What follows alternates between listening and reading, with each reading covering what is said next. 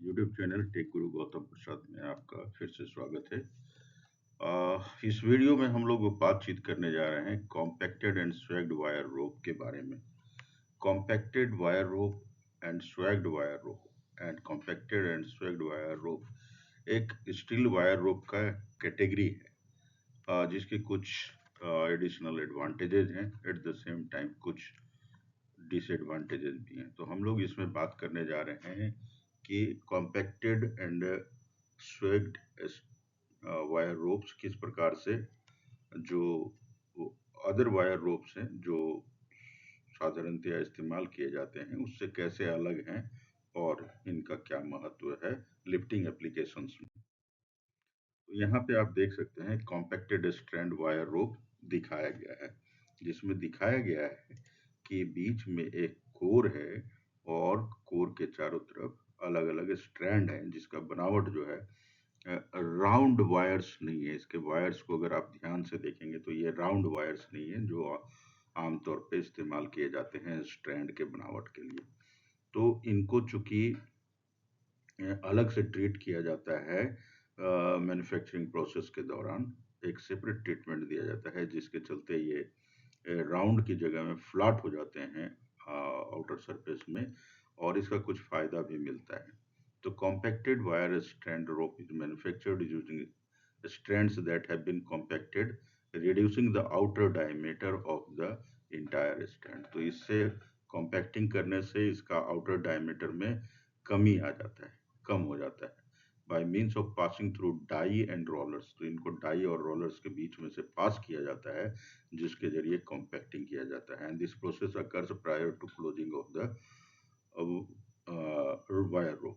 तो ये इसके पहले किया जाता है, जब कॉम्पैक्टिंग किया जाता है तो ईच स्ट्रैंड का पहले कॉम्पैक्टिंग कर लिया जाता है, उसके बाद उसको वायर रोप में क्लोज किया जाता है, मतलब बनाया जाता है उसका, उससे वायर रोप बनाया जाता है। पहले स्ट्रैंड बना लिया जाता है, उनका कॉम्पैक्टिंग किया जाता है, कोर बना लिया जाता है, उसका कॉम्पैक्टिंग किया जाता है, और उसके बाद उसे रस्सी बना दिया जाता है।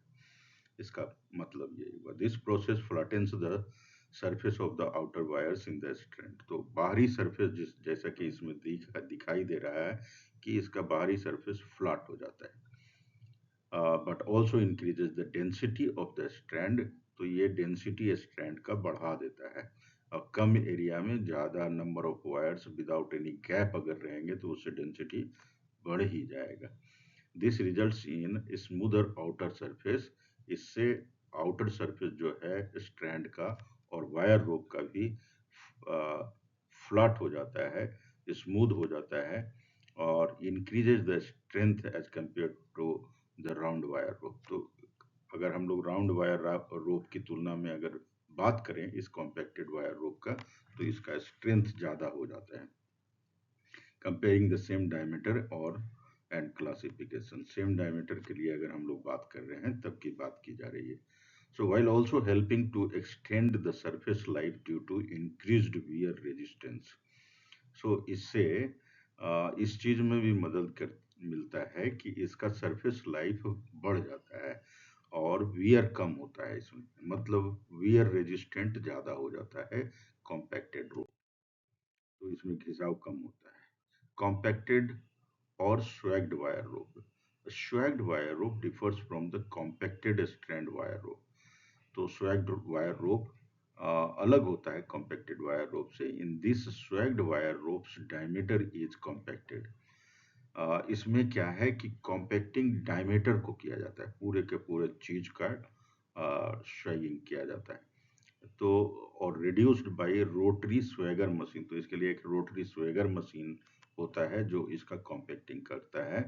तो इस स्वेगर मशीन से चूंकि इसको पास करते हैं, इसलिए इसका नाम स्वेग्ड वायर रोप पड़ गया। A swagged wire rope can be manufactured using round or compacted strands.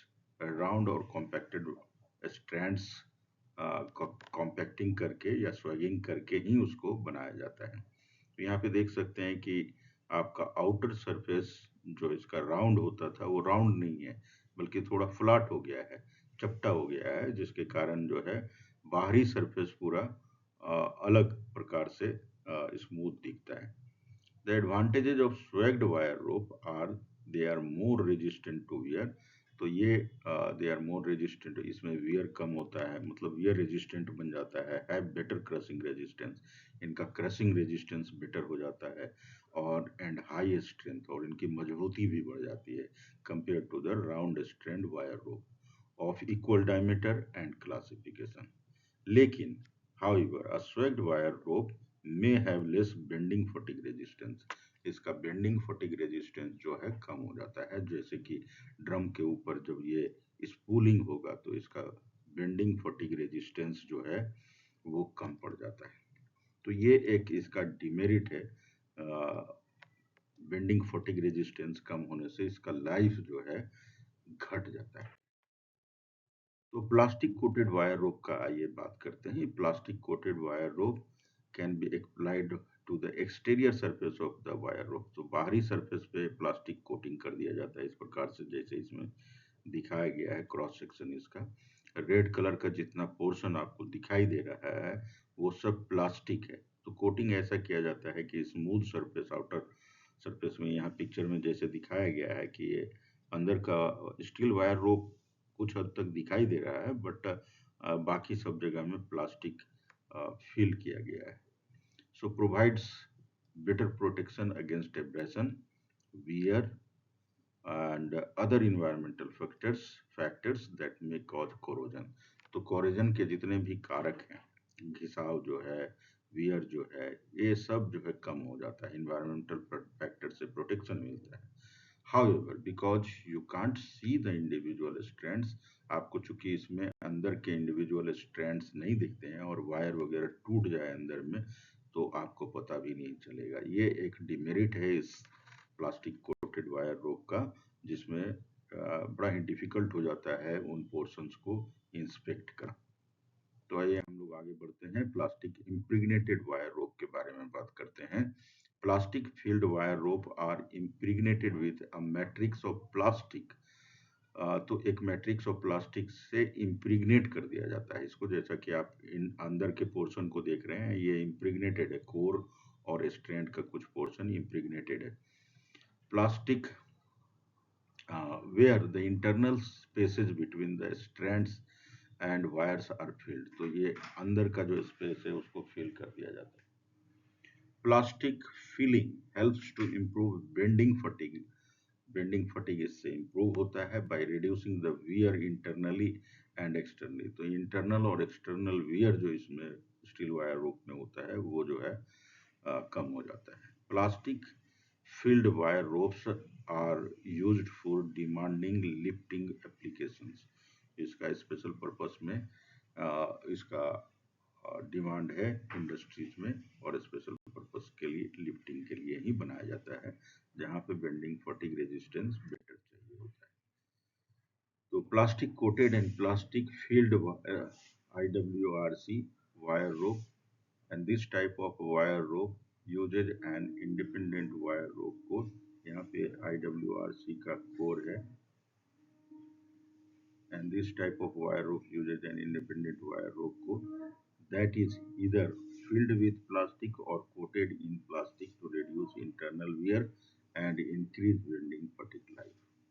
तो ये इसका एडवांटेज है। यहाँ पे एक K8x37 SF 12-12-6F 6 and 1 type का वायर रोप है, और जो IWRC PVF steel wire rope है। तो IWRCS इसका कोर है, और यहाँ पे आपको आउटर स्ट्रैंड दिखाया गया है जो कि power house designed for the demanding applications. तो ये डिमांडिंग एप्लीकेशन के लिए special purpose steel wire rope है with its advanced K8 construction. इसके आउटर सरफेस में अगर आप काउंट करेंगे तो 8 स्ट्रैंड मिलेंगे आपको, इसलिए इसका नाम दिया गया K8। एंड इसमें एक स्ट्रैंड में 37 वायर्स का इस्तेमाल किया गया है, और उसका कॉम्पैक्टिंग कर दिया गया है, इसलिए आउटर सरफेस उसका फ्लैट दिखाई दे रहा है। तो ये जो भी आउटर लेयर में वायर दिए गए हैं, वो देखिए, ये दो अंदर के जो दो वायर हैं उसके वैली में इसको डाला गया है। तो इसी तरह से सारे के सारे आउटर लेयर के जो वायर्स हैं वो वैली में बैठा दिए जाते हैं और उनको फिर कॉम्पैक्टिंग कर दिया जाता है। तो यहाँ 12 नंबर ऑफ वायर्स हैं, ये 12 है, 12 नंबर ऑफ वायर्स, इसके नीचे भी 12 नंबर ऑफ वायर्स हैं और फिर उसके नीचे 6 एफ मैंने फिलर वायर डाला हुआ है और फिर उसके नीचे 6 जो है सेम डायमीटर का वायर डाला हुआ है और फिर एक सेंटर में वायर है, इसलिए इसका नाम दिया गया 12 12 6F 6 एंड 1। तो ये इसको जस्टिफाई करता है। 6F मीन्स 6 फिलर वायर हैं और 1 मीन्स 1 सेंटर वायर है। तो मेरे ख्याल से ये वायर रोप का कंस्ट्रक्शन आपको यहाँ पे बेहतर तरीके से समझ में आ गया होगा। आइए हम लोग आगे बढ़ते हैं। Thank you so much. ये वीडियो यहीं तक था, ये लास्ट स्लाइड था। मेरे ख्याल से compacted steel wire rope, PVC coated wire rope and PVC impregnated wire rope के बारे में आपको अच्छी जानकारी मिली होगी और इसे आप एप्रिसिएट करेंगे। आपको अगर वीडियो अच्छा लगा और आपने अगर अभी तक सब्सक्राइब नहीं किया है चैनल को तो अवश्य सब्सक्राइब कर लें। आपका एक थम्स अप लाइक जो है हमारे लिए बहुत मायने रखता है। It is quite precious, so give a thumbs up. और अगर आप कुछ सवाल पूछना चाहते हैं इसके बारे में तो कमेंट सेक्शन में लिख करके पूछ सकते हैं। मैं कोशिश करूंगा कि जल्दी से जल्दी आपके प्रश्न का जवाब दे दूं। और अगर आप चाहते हैं कि इस जानकारी को किसी और के साथ शेयर किया जाए तो तुरंत इसको अपने मित्रों को या जिसे इसकी ज़रूरत है उसके साथ जरूर शेयर करें। Thank you so much once again.